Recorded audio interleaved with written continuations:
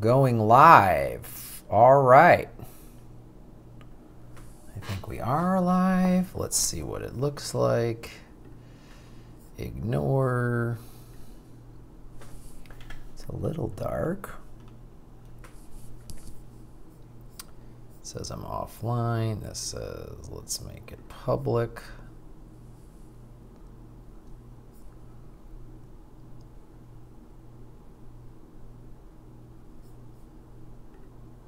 What's this? Super Chat Sunday.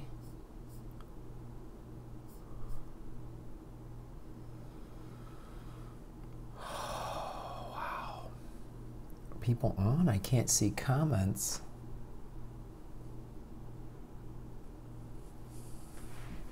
Something is up.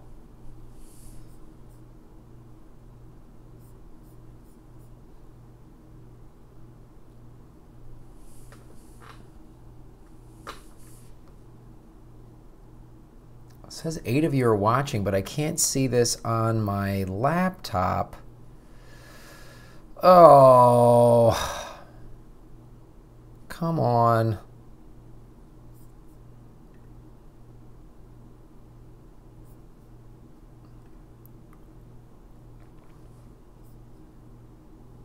Oh, all right. There everybody is. Can everybody see and hear me okay? Zach Davis, how's it going? It's going all right. Is the light? Looks like the light's good. You can see my surfboard. I went surfing today, but I used a different surfboard. I didn't use that one. My Sunday is good. Lee Cox, afternoon. Jenny Lynn, hello. Hey, sexy revolutionaries. Hello, sexy revolutionaries. Here you hear me good. God's favorite Davis. Hey, Arabella, how are you? Phil Britton.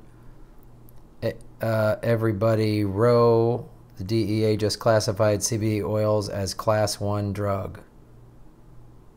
Oh, God. Loud and clear. Evening Graham audio is good. Everyone's telling me it's good. All right.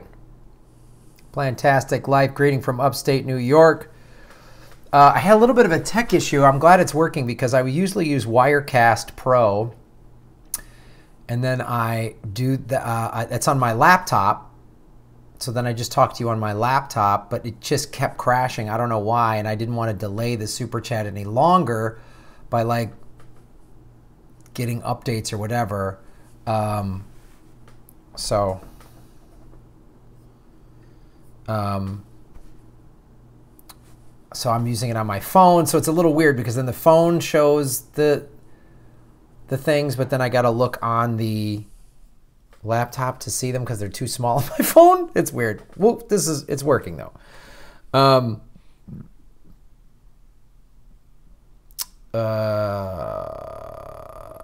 Let's see. Jenny Lynn, good interview with Mike earlier. Oh yeah, if you guys haven't seen a Humanist Report, it was really cool. It was a really great interview. We just had a Skype chat.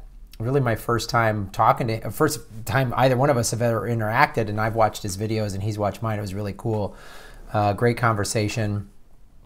I think they just did a show up in Portland, Jimmy Dore show. I believe he was on it. So I hope that went well because it's really cool talking. It's like getting plugged into this whole progressive network of journalists or reporters or whatever is pretty awesome. Here's my vegan smoothie. I got a new protein powder and it tastes fantastic. Oh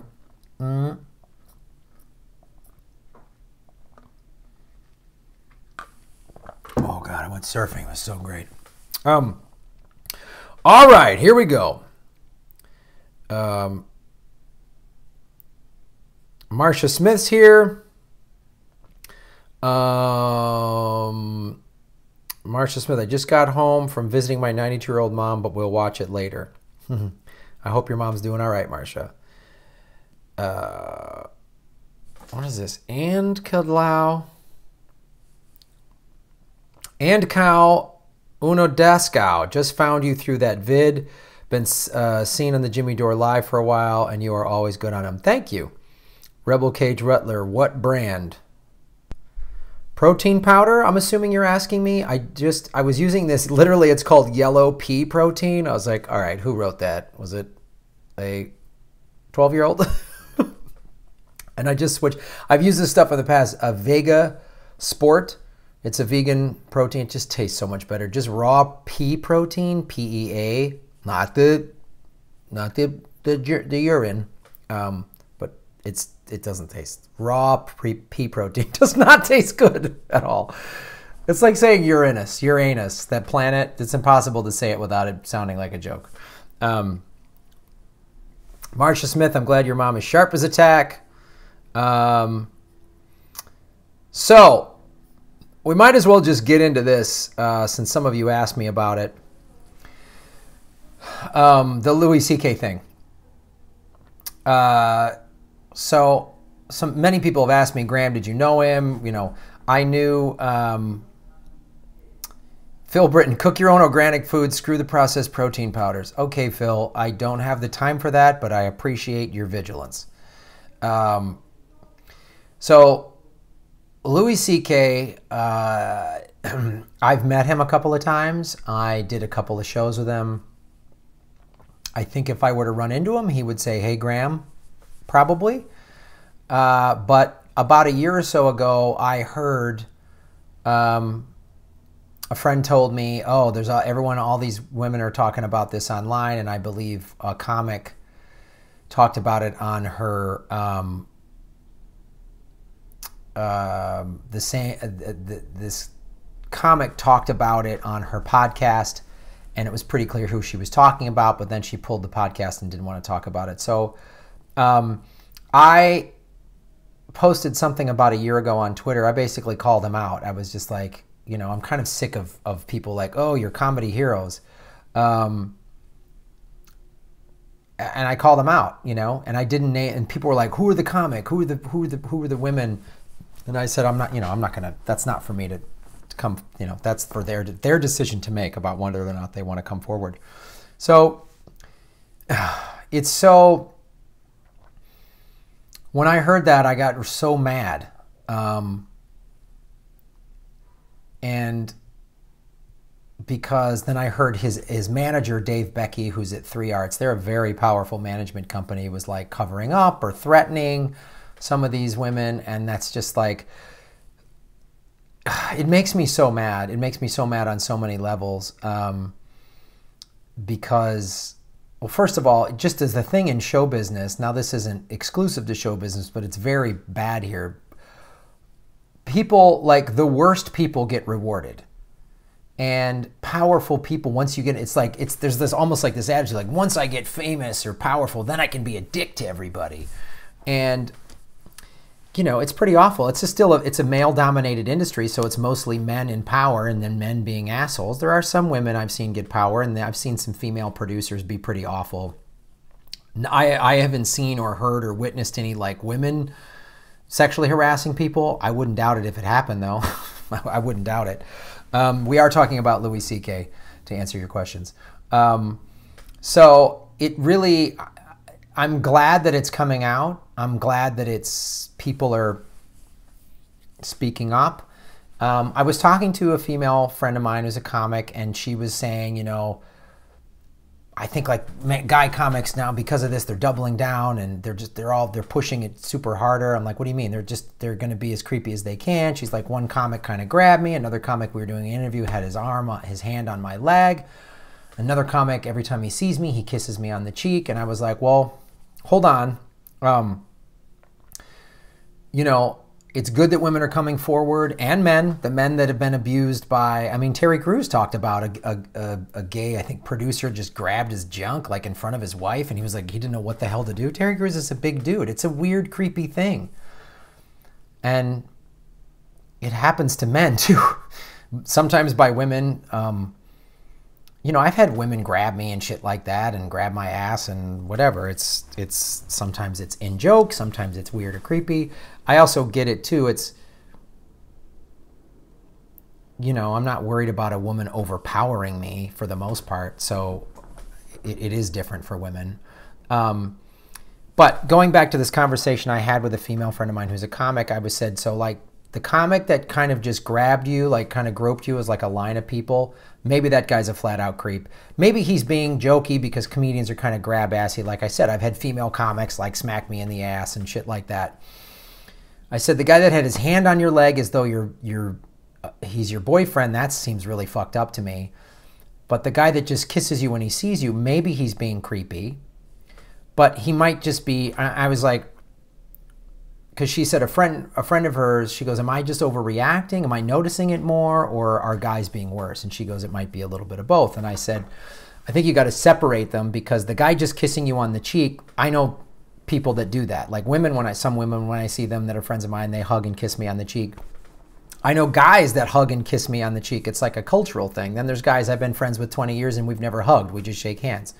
So I think it's good to come forward. Everyone should feel safe to come forward, but let's also not go on a witch hunt and then just a guy just says, hey, how you doing? Kisses on the cheek, and it's like, you're awful, like Louis C.K.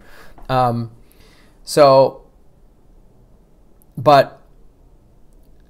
that,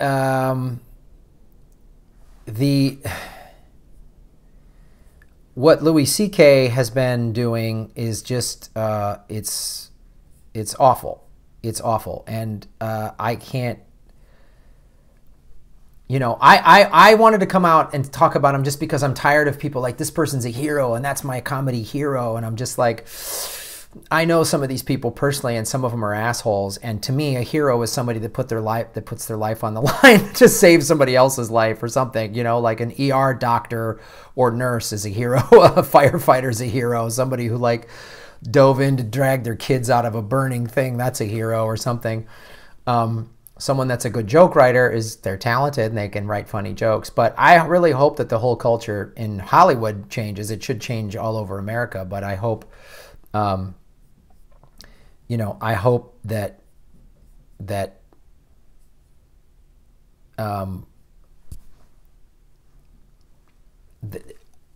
everything changes. So Harvey Weinstein and they're talking about filing sexual assault charges against him, and they should. If he sexually assaulted someone, I feel like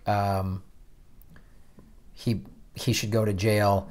And a lot of this, like men specifically abusing their power and doing it to women, or gay men doing it to men, is awful. I will say this. I mean, the Harvey Weinstein and all, like Kevin Spacey, they fuck them. They're assholes. They're pieces of shit. There is a thing that happens in Hollywood, and young actresses come to town, and actors too, but mainly young, beautiful women come to town, and some of them, not a lot, but some will I'll do anything to be in this movie. And I've seen that happen.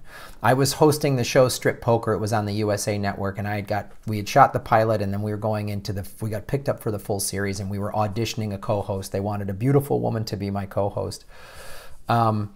And they were auditioning people. So we were just in a conference room doing the audition, and I'm just sitting there like I dress now, jeans and a t-shirt. Nobody knew who I was. And a lot of these beautiful women came in, and they would just barely even look at me or notice me. And then the producers would go, okay, we're going to do a test run. Here's Graham. He's our host. And they'd be like, hey, how are you? And they would instantly turn it on, flirting. And some of them here's my number and all this stuff. It was really weird. And that's a thing.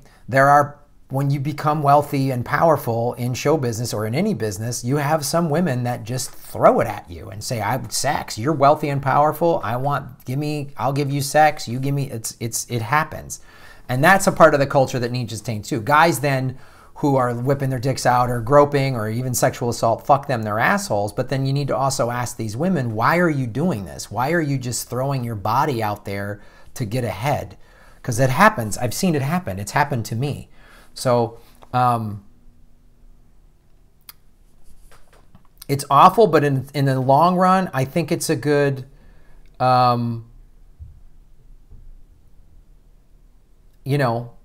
it's good for us to have this conversation. Phil Britton, you're making a good point. All men should ask themselves honestly, did you ever push yourself on a woman imposing consent? Yeah. Ask yourself, were you pushing too hard? Were you like, oh, I got,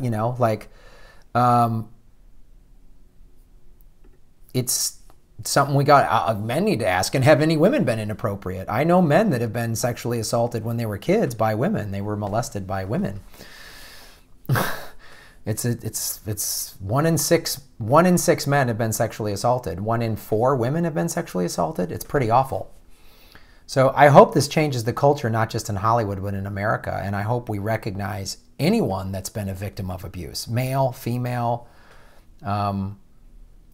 because abusers are men and women and gay and straight and all ethnicities, and people that are abused are male, female, gay, straight, all ethnicities. So I hope it gets talked about and discussed, and we need to change more as a culture. It's America. We talked about this on, it's brutal. Independent outsider women have hit on me for union advice. Yeah. Anyone gets in a position of power, people are going to kind of use sex to whatever. Ugh, it's a bummer. All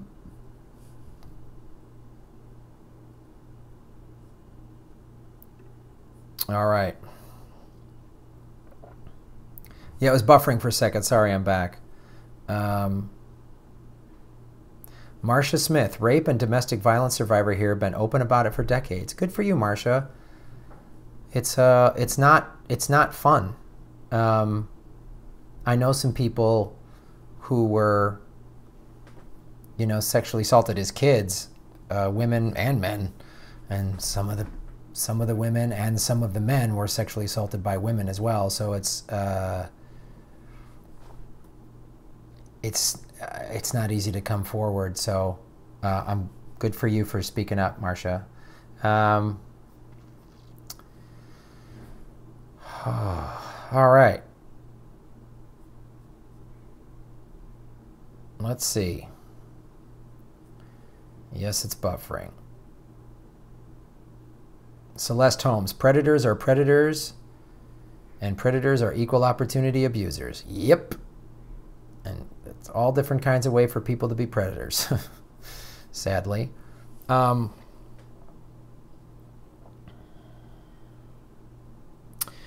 K-Line report. It's weird. Anytime news breaks of sexual assault, some alt-right or conservative groups bash Hollywood when it's really a bigger than just a Hollywood industry. Yeah, it is. It's true. Look what happened at Fox News. Look at Roger Ailes. And then look at when you see the powerful try to back each other. Jimmy Dore did that whole thing, and it was really sickened me of watching Rachel Maddow on Access Hollywood. This is back in May, I think, or June, May maybe, of her when Roger Ailes died. He was the head of the CEO or whatever of Fox News, and he was an awful predator and probably sexually assaulted some women. And he died, and she was on the news defending him because he helped change cable news, and he was a friend and helped her get a job. And it was just offensive to watch Rachel Maddow defend a sexual. She wouldn't even call him a sexual predator. It was disgusting. That's part of it too. The people that excuse it and normalize it, they're of all different genders and identities and whatever. And it's like, that's part of the problem. Downplaying it. Oh, it didn't really happen, or it wasn't that big of a deal, or you shouldn't have been there, or whatever. That's just as awful. Marcia Smith, I work for APA. I know APA, big name talent agency back in the early 80s, and we knew all about the crap that was going on. Yeah. I know. That's the other thing, too, with the Harvey Weinstein. It's like everybody knew.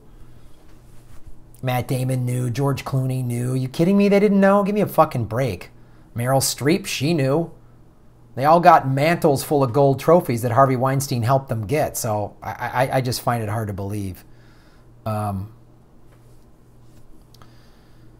So that's that. George Ho is here. Good to have you, George.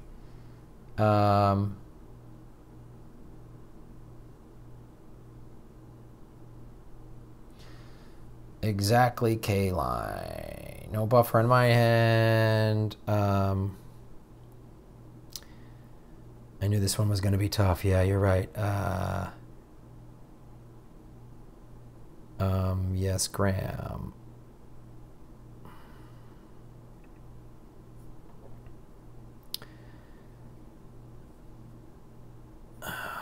God's favorite atheist. I live with PTSD due to being raped both as a child and as an adult. Yeah, it's awful. The PTSD from it is pretty brutal.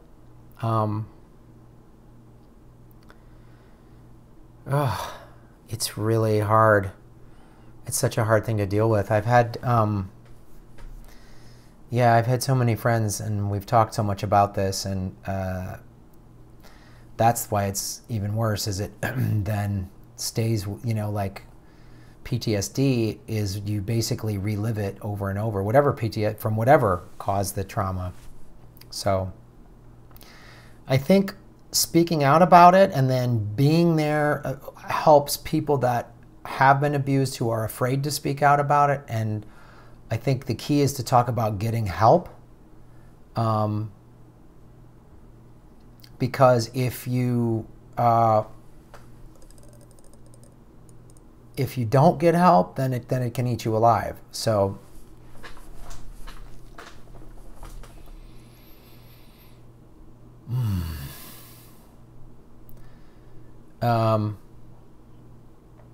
and I know people have had some success with EMDR, which is in somatic healing. EMDR is a really great way. I've heard from many people who've had abuse, especially if they're repressed memories. Like that happens a lot to people. They're abused as a kid, and then their brain, depending on the age of when it happened, kind of seals it off, because it may be it happened at an age where your brain wasn't processed enough.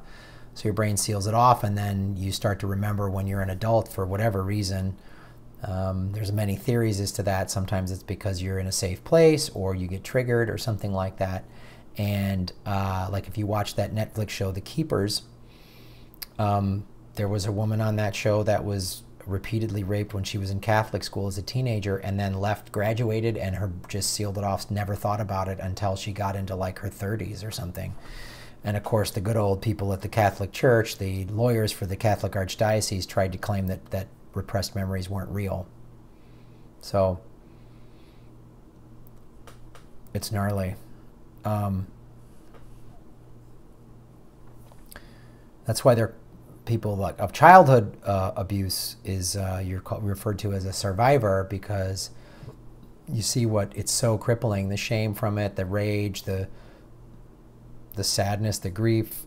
That's why some people who survive that become they go into alcohol and drugs, or really self-destructive behavior. And then, you know, there's always the suicide is there pretty easily. So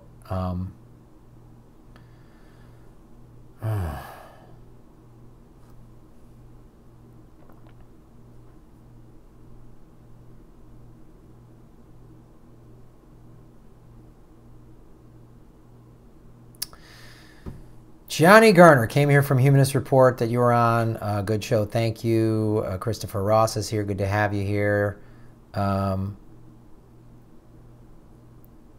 K-Line Report. I remember back like 2002 when Seth MacFarlane made that joke about Weinstein at Oscars. Ironic how back then it was a joke. Now it's been brought up again, but as a warning. Plantastic Life. Thank you for supporting the show. Your Jehovah's Witness videos was another example of religious freaks protecting scumbags.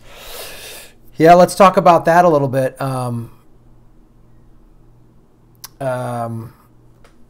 So let me bring that one down. Yes, so I found that Jehovah's Witness story. I didn't know anything about that Jehovah's Witness thing, and I put that out there. And what's been pretty amazing I've seen on Twitter is a lot of people, I didn't realize this, who are like ex-Jehovah's Witnesses, and they're like hashtag cult or XJW or whatever. They all were jumped on it and were glad that I did the video. And I'm just like, and the one guy reposted non-Jehovah's Witness calls out them for the two witness bullshit that I said in the video. I didn't know that, man. And having some ex-Jehovah's Witnesses now start to email me and stuff, it's pretty awful what they're doing. And it's similar, as someone that was raised Catholic. I'm no longer a Catholic, but if you watch The Keepers or Spotlight or something like that, the Catholic Church, and it sounds like, you know, the Jehovah's Witnesses do similar things. They use the Bible and the church and the power of the church to cover up, you know, child sex abuse. So it's awful. It's almost like all of the power structures, all of the old institutions are just being challenged and crumbled, you know, and for good reason, because of shit like what the Jehovah's Witnesses were doing, because of the shit that was happening with Harvey Weinstein in Hollywood. It's like, we need to crumble this shit down, man, because it's pretty awful. And I've seen, you know, absolute power corrupts absolutely. So Plantastic Life, thank you for supporting the show, man. You're very awesome. You support every week. And it just shows you how anybody, zealots, you know, I saw a Holocaust survivor speak in college, and they said fanaticism in any form needs to be watched because fanaticism can justify awful. It's like if a bunch of progressives like, well, we got to blow up the, you know, we got to start a, that's why I'm so against a violent revolution, because in there will be fanaticism and the best intentioned people that can go off the rails and, oh, we got to kill all the conservatives and kill, you know, and it's just like awful. It's awful. So you can justify anything with fanaticism. You know, oh, you cheated my sports team, so I'm going to kill you because you're against my sports. It's crazy what you can justify with fanaticism. So that's why on this show I try to like point out any sort of evil, anything that's anything wrong, injustice that is happening. I want to point it out. That's why I called the show Political Vigilante. Someone just pointed out that it's been misspelled. How have I been spelling it wrong? I'm a jackass. So sorry about that. I'm sorry about that. Maybe let's make you a logo you can incorporate into thumbnails to help. That would be great if someone wants to send me a logo that I can incorporate into the thumbnails. Please send it to me. Graham at GrahamElwood.com. Oh, God, I'm sorry. Yeah, I had my ex-girlfriend was handling all that stuff, and she was pretty good with the spelling. I'm not. So she left because she became a violent alcoholic. So thank you, Plantastic Life, for supporting the show. You're fantastic. You're plantastic is what you are. You're living a plantastic life. Johnny Garner, hello all. K-Line Report, I saw that you. Thank you, Graham, for exposing that. Yeah, man, Jehovah's Witness. Anything I can do, man, that's what I'm going to do. Shine some light on some shit, get some people aware of stuff. Even if it's just a handful of people become aware, that's what I want to do. That's the whole point of this. That's who the Batman was.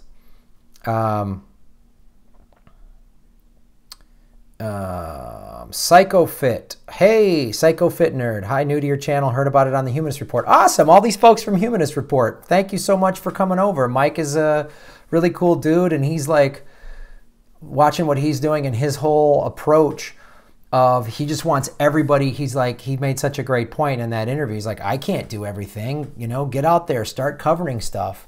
And I feel the same way. I talk about it a lot on this show, and especially on these super chats. You guys make me aware of stuff. You guys are sending me articles and research and stuff I never would have covered. So I really appreciate that. Welcome all the Humanist Report folks. That's so rad. You guys are awesome. Marcia Smith, Jehovah's Witness is a cult just like Scientology. Yep, it's pretty obvious. Cults are cults. They act very similarly.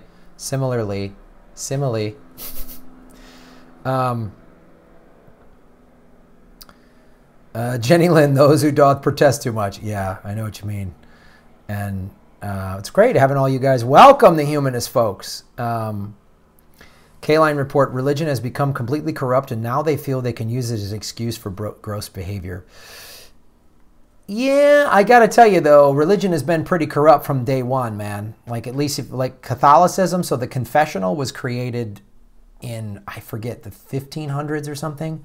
The confessional was created by the Catholic Church just as a means to keep tabs on the population.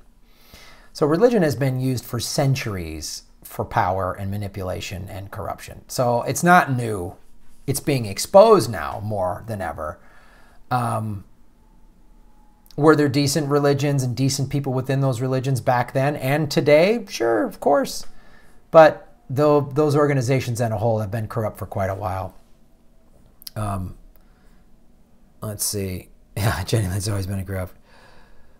Dorm J, hey! Thanks for joining us. Organized religions are vertically integrated business models of mind wallet control per fascism taxpayer subsidies. That's vertically integrated models of mind and wallet control. You're very, very, very true. Michael Stiegel Jr., gotta go. Thanks for joining us, man. I know you got to work today. I know you get busy on the Sundays, but thanks for joining us, however brief.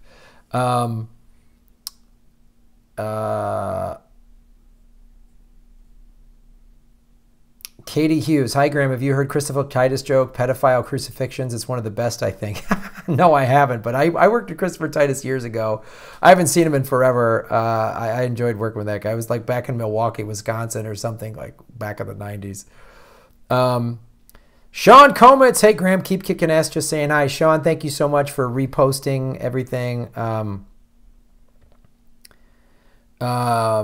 Marcia Smith, hey Psycho, I was a Democrat for over 45 years and left in July 2016. Both major parties are corrupt. Amen. Oh, Phil Britton's going to do jokes now. When is a door not a door? When it's a jar? All right. Thank you.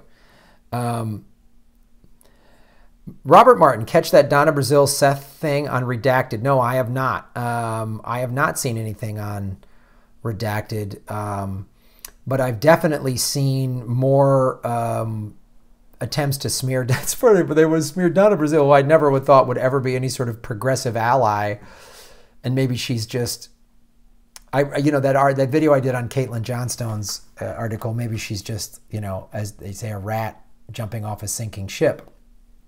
But how the corporate Democrats are trying to smear her is so hilarious. So she was like your DNC chair on 2 separate occasions. She worked in the Al Gore campaign. She is the most insider of insiders. And now it's like, oh, she's an idiot. Why were you letting her run everything for so long if she was such an idiot? Ugh.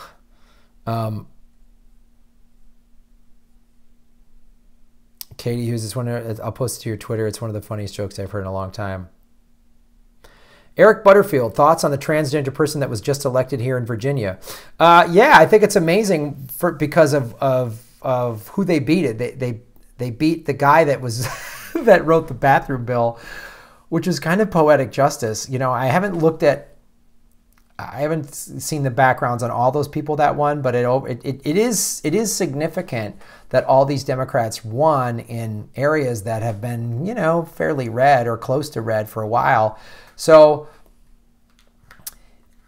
I wonder, it's ultimately a good thing, but if any of them are corporate Democrats or become corporate Democrats, that's my fear, is that they're like real progressives and then the DNC steps in and goes, hey, here's a paycheck. It's time to get your mind right. Is the DNC, the power within the DNC, going to see this and go, wow, populist progressives are winning as Democrats? Are they going to back them? It'll be interesting to see. Overall, it's a good thing because it at least sends a message that, hey, Trump, people aren't happy with what you're doing. I just hope it isn't more of the anyone but them stuff. I know each election was different, but Green Party for sure. Green Party for sure, Jenny Lynn. Critical Blitz, fantastic on the Jimmy Dore Show. Your vids are great. Oh, man, the Jimmy Dore Show from last Monday was so fun with Laura Keitlinger. She's so funny. And Dave Reinitz was great. And Stephanie's always hilarious. It was just so fun. That show is so much fun.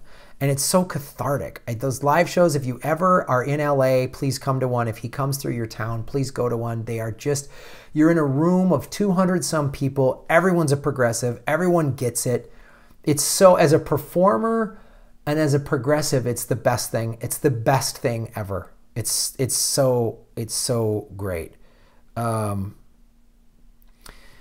Psycho Fit Nerd, if there was a progressive party, I would switch to that. Jenny Lynn said the Green Party. I'm all down with a progressive party, or as I've said, some real people and real money getting into the Green Party. I don't know what manifestation it looks like. I like the Green Party. I voted for Jill Stein. I like their platform, but they need real money. you know, if they can't just be this little teeny party, that you just need real backing and real money. So for me, I just want progressives to get a hold of the White House and Congress and the Senate. However that has to happen, whatever letter they got next to their name, as long as they're legitimate progressives, that's what I want in whatever form. And if the Green Party gets real power, great. If we start a third, like a progressive party, if the Greens and the Libertarians come together and agree on a certain handful of things, and I'm all for it. All right, let's see.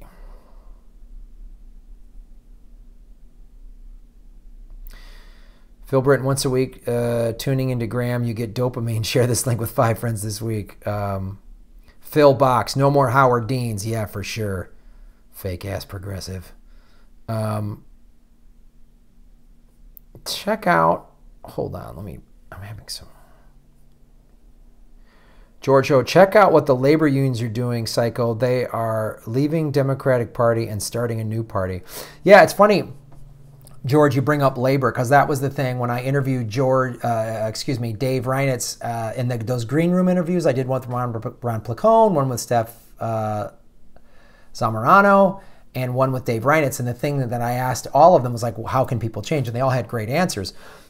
Dave was like labor. He was like, it has to come from labor. And that, I think that's a decent point, because it'll be labor that could tie everything together. Labor could get us Medicare for all or universal health care, whatever you want to call it.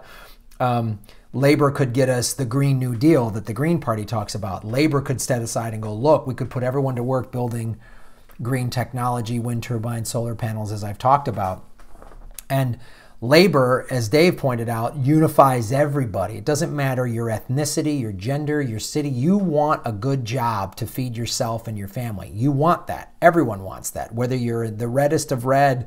And so if labor came through and said, I'm going to give you good jobs with good benefits, you would have some conservatives probably go, you know what, I might listen to this. You're going to have those on the fringes say, hell no, forget it. You're never going to take my guns or whatever. But you're going to have some people go, you know what, I'll listen to you about diversity and everything else if you're giving me a good job.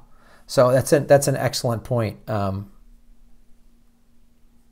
are we here?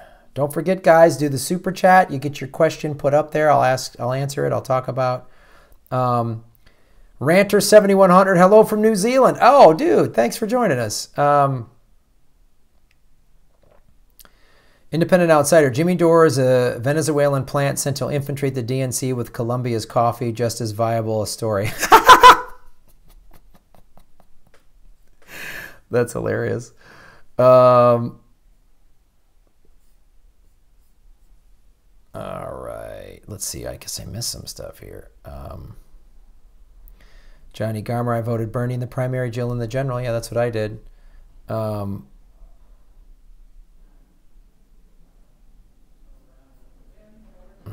What?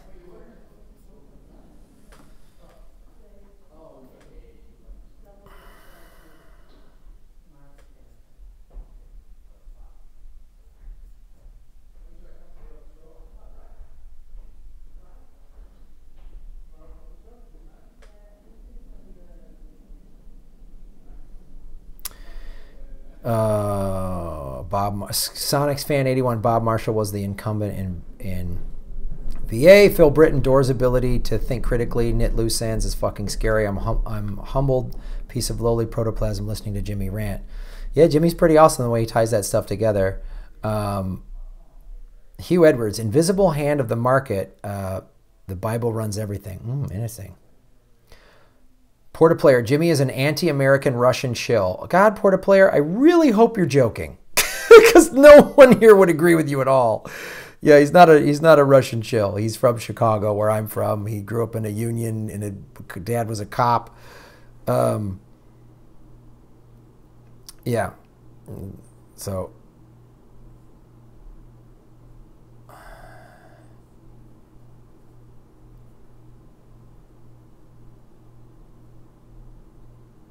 Yeah, that's yeah. If you're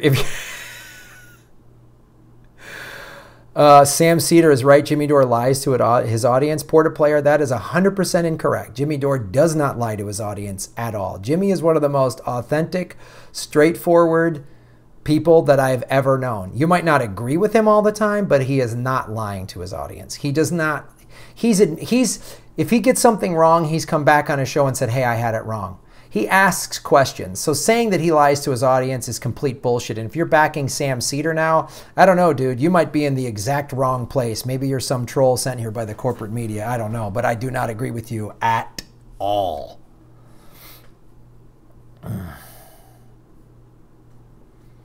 Yeah, well, I guess I must be doing something right if trolls are coming here now.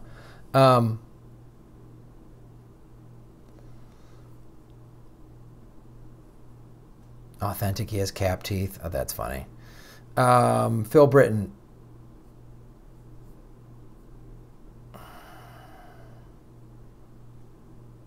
Yeah, I can't even listen to this. Jimmy and Randy Rhodes both research everything before they open their mouths. Yeah, Jimmy does a lot of research, and now, you know, that he's built up his channel and as he can pay people, he has more of an infrastructure to do what he's doing. I mean, it's ridiculous. George Ho, Obama rigged the French election. He endorsed Macron on Twitter. It was like, what the fuck when I saw this, and this wasn't covered to the extent of Russian interference. Oh yeah, that's so fantastic that you talk about that, George. It just shows you how ridiculous the corporate media is. They won't point that out. This Russia, Russia, Russia. Okay, so if Russia did interfere with our election, which we're learning now from the Donna Brazil thing, that basically the Russia hysteria was concocted by the DNC to distract people from the fact that they cheated in their own primary. Excuse me. That's what it was for. You know, Donna Brazil, with all of her book and coming out, does she mention how she fed Hillary questions? No, she doesn't talk about that. So and then look what our country has done. Like, what is the CIA done? How many elections has the CIA just completely hijacked? How many people have the CIA killed because this leader was like a democratically elected one and we need one in there that suits America's interests better? It's just preposterous.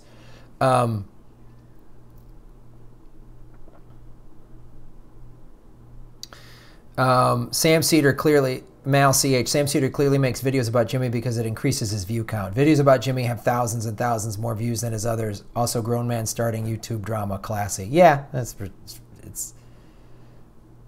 right.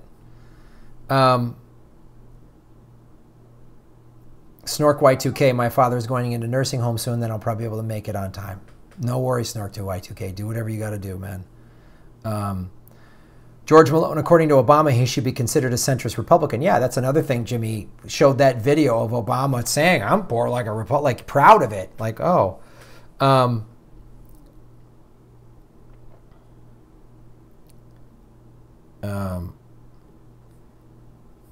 Don't worry, dude. Don't ever, if you guys got personal stuff, I love having you guys here, but if you got stuff you got to take care of, you got to work, you got, family, whatever, go. Don't ever feel bad about not being able to come here. And some of you, I appreciate all of you that support this show financially, either on the super chat here today or you give to the Patreon. I mean, I'm humbled by that. And anyone that's like, oh man, I can't afford right now, don't feel bad at all.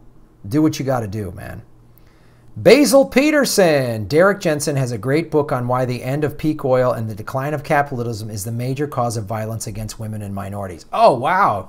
What is the name of that book, Basil? I'd love to read that. That's fantastic. It doesn't surprise me. That makes perfect sense because if you think about it, like you read Hedges' book, Death of the Liberal Class, which I reference all the time. If you woke me up in the middle of the night, I'd be like, Hedges.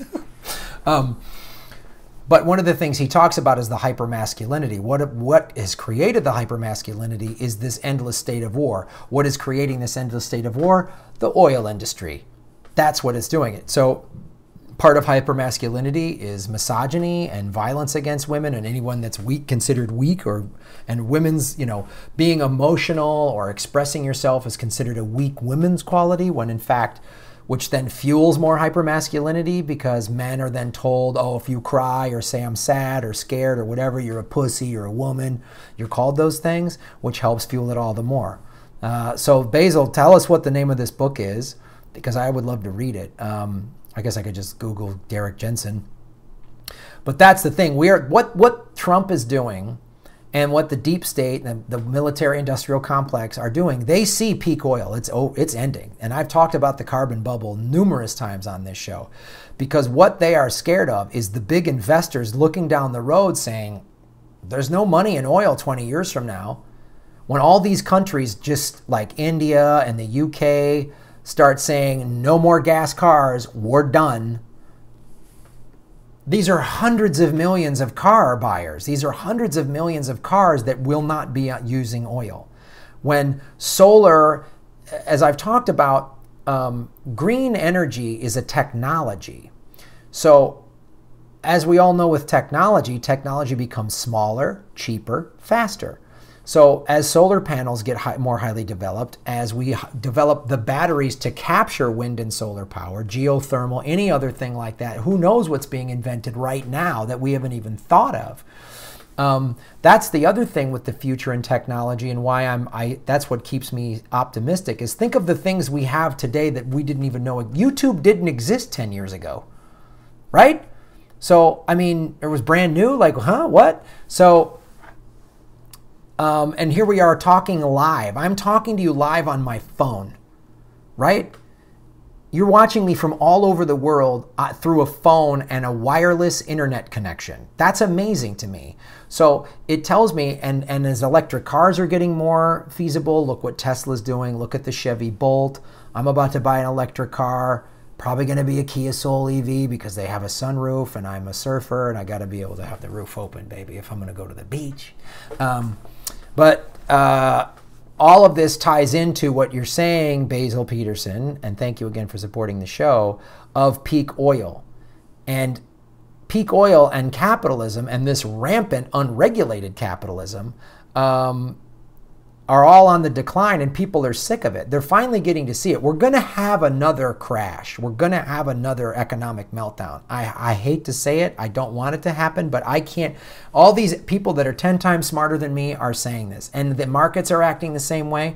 So when it happens again, and the banks will get all bailed out again, no one will go to prison. Trump will bail them out, just like Obama did, just like Trump did. People are going to start going, what the fuck? When people can't pay their bills and people can't feed their families, they're going to go, fuck this. And gas spikes up to $7, $8, $9 a gallon. People are going to go, fuck this. So great point, Basil Peterson. Thank you for bringing this up. I will look up Derek Jensen's book. And thank you so much for supporting the show. Where are we at here?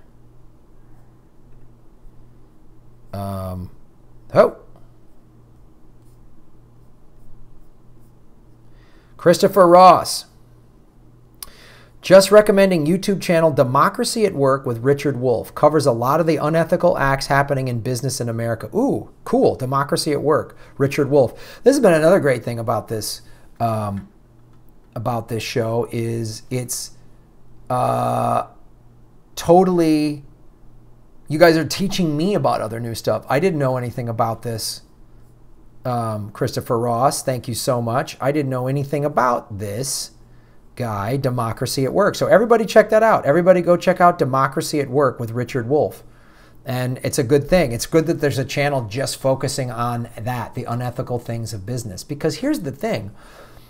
Regulated capitalism could actually work, but I feel like capitalism is so run amok and so out of control that it is going to set itself on fire and we won't have it anymore. And maybe that's a good thing. Maybe we just need to get rid of capitalism and just go fully socialist. Maybe. I'm all for it, man. So thank you so much, Christopher Ross, with your looks like a Fallout Boy avatar. Thank you for supporting the show.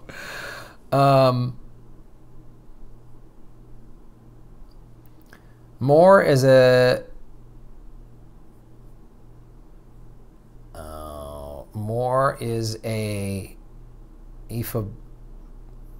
ephobophilic. I don't know what that means.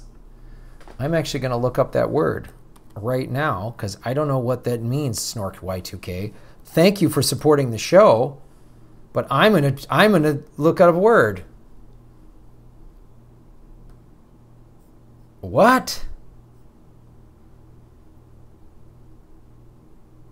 Is a primary sexual interest in mid to late adolescence, generally 15 to 19? Oh, Jesus Christ. What the fuck? For real? Hold on.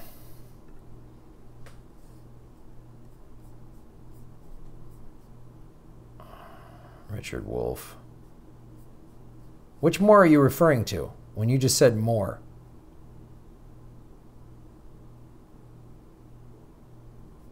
Snork White 2K, who are you talking about? Which more are you talking about? I don't know what you're talking about. Judge Roy Moore. Oh. Okay.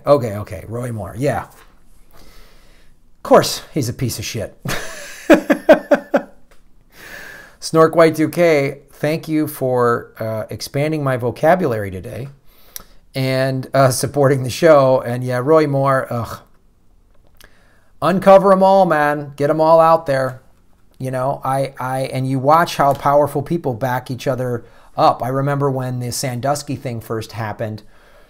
It happened on like a Tuesday or something like that. And I was watching Penn State play Nebraska on Saturday. And Kirk Herbstreit, one of the ESPN guys, this was back in 2012 when this all went down. And this is when I first started going, I think I'm done with football. Kirk Herbstreit was like, you know, what happened was bad, but we got to let the healing begin. And it was Saturday. And I was like, let the healing begin? They're just uncovering this. And his first, you know, Kirk Herbstreit, who'd make a lot of money in college football, and I'm sure he idolized Joe Paterno, had to like, well, let's move on from this. Move on? Wait a minute. We got to uncover all of this. I want to know who covered what up, and we know it was Joe Paterno knew about it. We know the fucking administration knew about it. They covered that shit up. They knew about it for 13 years. If you read the free report, FREEH report, it shows you how Penn State knew about it. And the way they covered it up, and then the fans are chanting graduation rate. When Joe Paterno got fired, they were on the streets protesting. And I remember putting on Twitter, hey, Penn State fans, you know you're saying that football is more important than prosecuting a pedophile. It's disgusting. So many things are wrong in this country. And that's just one part of it. Just shows you, like, money, it's all about money, money, money. So a college football program generates a lot of money, tens, if not hundreds of millions of dollars. So that is more important. That supersedes prosecuting and preventing child sex abuse. So fuck Roy Moore and fuck Trump. Snork White 2K, thank you for supporting the show. I'm getting pretty wound up today.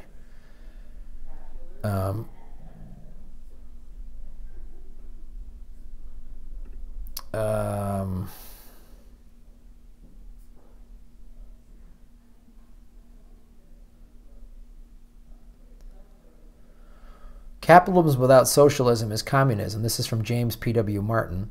Socialism without capitalism is communism. Yeah, maybe there's a mix of socialism and capitalism. Is that what you're saying, James P.W. Martin? It's a cool thing you're saying. Where are we at? Bluebell 51. There's no good guys in Alabama. Oh boy, sorry to hear that. Katie Hughes, that's just terrible. Just like when I found out about Louis C.K. Yeah. Kane Arlick, college football dominates every department's budget. Yeah. It just shows you. Money wins everything. Follow the money. Who is defending? Why is someone defending some? Why was Meryl Streep initially sort of defending Harvey Weinstein? He's put a lot of money in her pocket. Why was Rachel Maddow normalizing and defending Roger Ailes? He put a lot of money in his pocket. Why are people defending Joe Paterno? He put a lot of money in people's pocket. You see how this works? You know? Basil Peterson, socialism is an economic system. Communism is a political system. Good point. Plantastic Life. We have a mixed economy now. We just need a bit more socialism, Medicare for all. Yeah, I agree with that because as I've talked about before, there's so many things, Plantastic Life. Thank you again for supporting the show. This battery on this light keeps dying because I keep pumping it up and it's so this, I might just go full split face. I'm running out of battery. Insane. So, but let me get back to what Plantastic Life said. So here we go. Yes, we do have a mixed economy now. I've talked about this a lot with socialism. When people are like, oh, socialism is bad, I always point out the fire department is socialist, the post office is socialist, street cleaning, snow plows, public schools, libraries, socialist, socialist, socialist, socialist. You know, so why not have socialized medicine? Why not get rid of for-profit medicine? Now, I've heard some people say, oh, I know someone in Canada and they have to come into America because there's waiting lines in Canada and it's pretty awful. I've also heard people in Canada say, I have no waiting lines and I married an American and they come up here for medical care. So I'm sure there's examples of all of it, but I think there's a solution. There's a solution there. It might take some work. It might take a bunch of people getting together, but the solution is there. This is the richest country in the history of the world.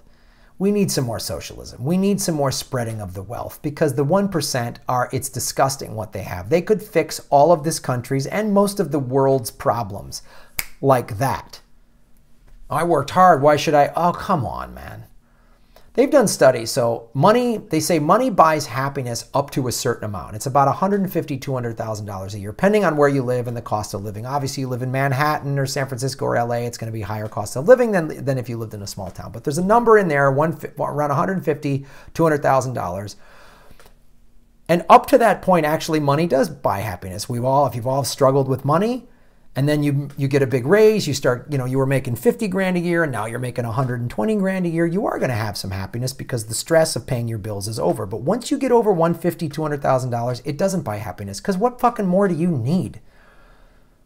I always feel like Charlie Sheen in the movie Wall Street when he's talking to Michael Douglas's character, Gordon Gekko, saying like, how much do you need? How many yachts do you need to ski behind? Like, when is enough enough? And that's what I want to sit down with the 1%ers and go, and also, wouldn't you, if you've ever helped somebody out financially or given someone a job, it's the coolest thing. Because I've been freelance my entire adult life. I know what it's like to need work and somebody calls me, hey Graham, I got a job for you. Oh, thank you so much. So to be able to do that for someone is awesome. I would love if I had hundreds of millions or billions of dollars to just come and help people, just go, boom, go into the poorest neighborhood. Everyone in this neighborhood gets to go to college. I'm going to build a community center. I'm going to fucking fix because there's a kid I'm a big brother for, and they were living in a tough neighborhood, South Central, for a while, and I'd go visit there. And you know what I didn't see in South Central that I see in my neighborhood? I didn't see yoga studios and Whole Foods and Trader Joe's and raw food and healthy food. I saw fast food. I saw check cashing. I saw pawn shops and liquor stores. And they've done studies. The more liquor stores in a neighborhood, the more crime. So you can't tell me that there isn't a system in place to screw over the poor, and the rich could come in and fix that fucking problem like that. They could fucking fix it. So Medicare for all is right, Plantastic Life. Thank you so much. Where are we at here? Hugh Edwards. Thank you for supporting the show, Hugh.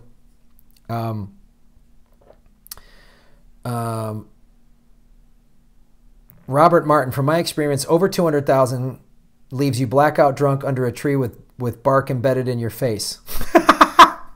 Sounds like you had some fun there, Bob.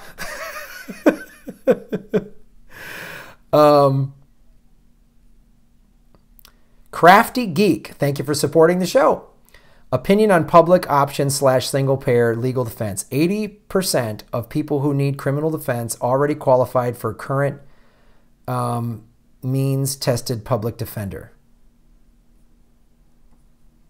Opinion on public option single payer legal defense. 80% of people who need criminal defense already qualify for current means tested public defender. I'm not quite sure I understand this question, Crafty Geek. Should we have a public option for legal defense? Like people should be able to opt in to get better legal defense than the public defender. So if I understand this correctly, and write something more if you don't have to pay again, obviously, but help me understand your question. If I understand this correctly, you're saying since public defenders are not that great, we should have a single payer legal defense option to where people could get better legal than just a public defender? Is that what your question is, Crafty Geek? I appreciate you supporting the show. Yeah, I don't quite understand that question, Crafty Geek. So if you could explain a little more, I'll go back to it.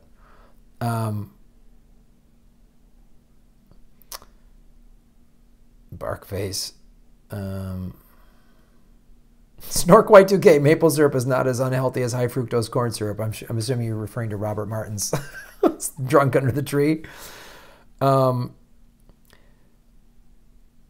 Carib Mouth. Canadian health system is a mix of private and public, but most of us would like to see the public take over and the private expensive part go away. Well, thanks for joining in.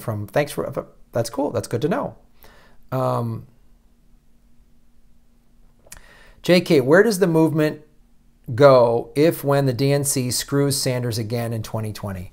Well, hopefully Sanders, if he sees the writing on the wall in late 19, early 20, that he's getting screwed, I hope he'll just go, all right, I'm out. Let's start a third thing. I hope he leads the way. And I know we have this debate almost every Sunday. Some of you were like, Sanders he's sold us out, he's done, whatever. And as I say over and over, I'm going to just keep saying this, he still has a lot of influence and power. And if he said, I'm going this, I'm starting a third party, or I'm joining the Greens, or whatever it is, it would carry a lot of weight. All right, Crafty Geek.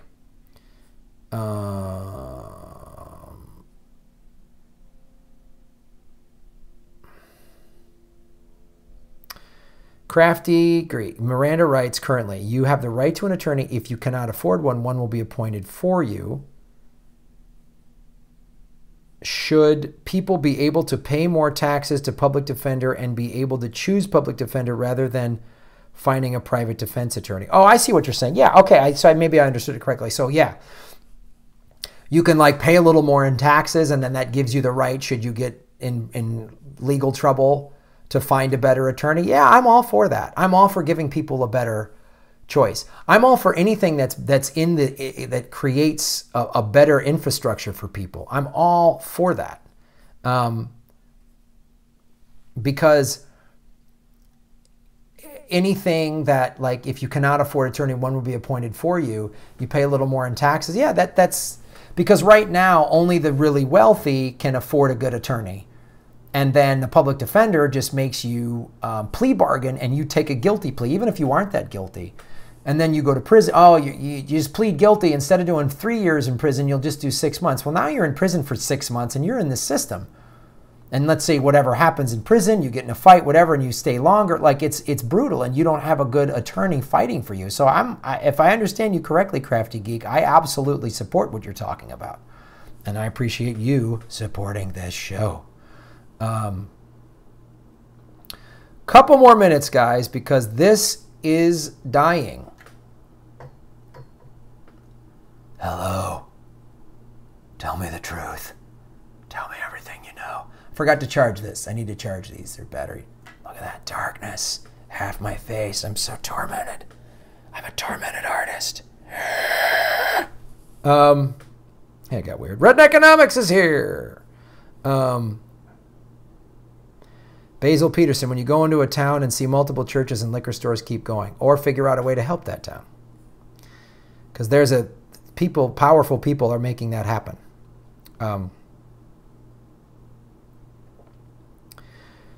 Johnny Garner, two-tiered injustice system. The poor get made an example of by the punitive hammer. The rich can afford mercy. Absolutely right. Bill Cosby, free. Rich guy, free. Ranter 7100, we'll check her out.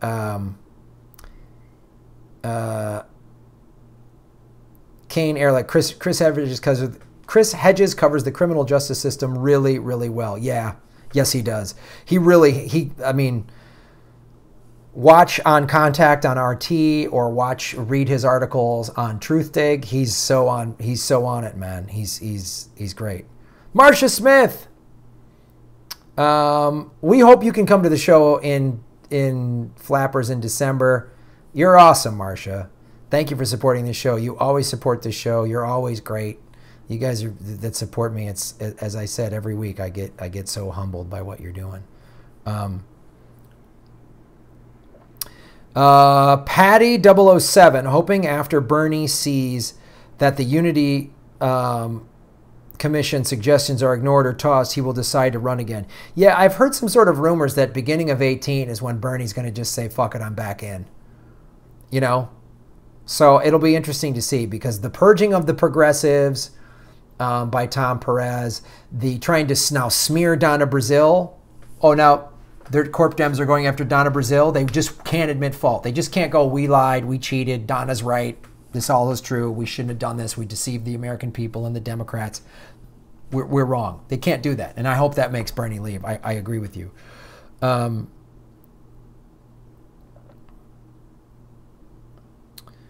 Robert Martin, what is a good lawyer? Anyways, but one with relatively better subset understanding of the full legal superset. Thus, cases should be evaluated by all. That's a good point. Marcia Smith, thank you. Where are we at?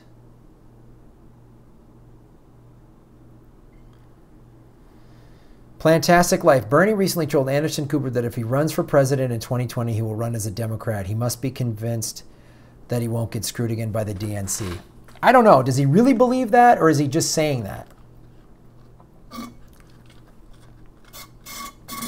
I don't know. Oh, man, that Vega Sport protein is good. And I put a little peanut butter in there. Namaste, brothers and sisters. Thank you. Christopher Ross, Bernie and Killer Mike, 2020. Haha, that's funny. Where are we at? Whoops. Wait, sorry, this is thing. I'm sorry, I'm having some technical issues.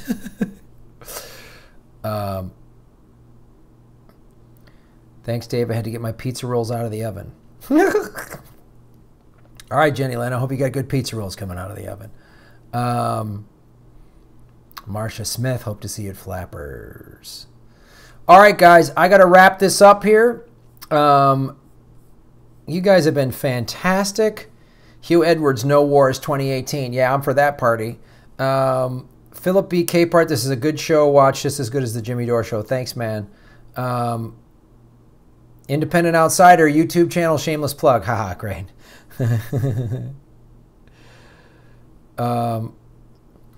Oh, wow. James P.W. Martin. I'll say it one more time. Tim Black is going to interview Donna Brazile. Oh, man, do I want to see that. Tim Black is awesome. I hope he goes at her hard. I hope he goes at her hard, man. Ooh, that'll be awesome. That'll be awesome. When is that happening? Ooh. All right, you guys. SF Fantastic. As more WikiLeaks emails come out, maybe Debbie will stand against Hillary as well. You got to hope. You guys are fantastic. Thank you all so much for supporting the show. I want to thank everybody that all of the super chatters, which were Marcia Smith. Hold on, I can't. Problem. Marcia Smith, Plantastic Life, Snork Y2K. And who else did I miss? Marcia Smith, Plantastic Life again. Crafty Geek, thank you so much. What a great question, Crafty Geek. Thanks for joining us. The first time I've seen your name on this. I appreciate it. Hugh Edwards, thank you so much. All of you else who are supporting the show, I just want to make sure I get all the names right. Plantastic Life. You're always a multiple super chatter, and I appreciate that. Snark Y2K is here every week. Christopher Ross, thank you, sir, for joining the super chat and giving me your opinions. You guys are great, and also welcome all the people that came over from Humanist Report. We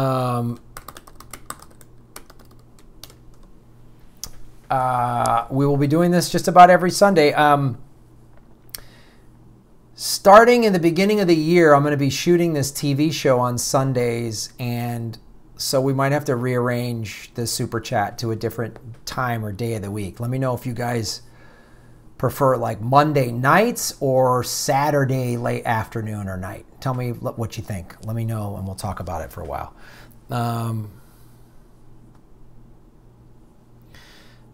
Why am I giving preference to my big donors? Ah, you're funny.